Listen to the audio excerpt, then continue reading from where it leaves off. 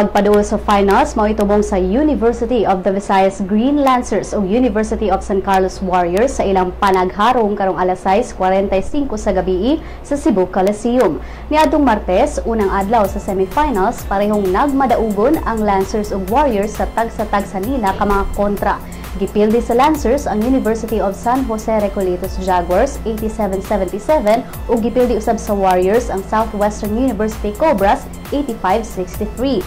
Ang modaog sa Lancers ug Warriors mas dako na unya og kahigayunan nga makasud sa Best of 5 Championship Series. Sa dili pa ang duwa sa Lancers ug Warriors, magsangka ang Jaguars ug Cobras sa alas 5:15 sa hapon. Ang mga duwa makita via live streaming sa cesafi.sun.star.com.ph/live.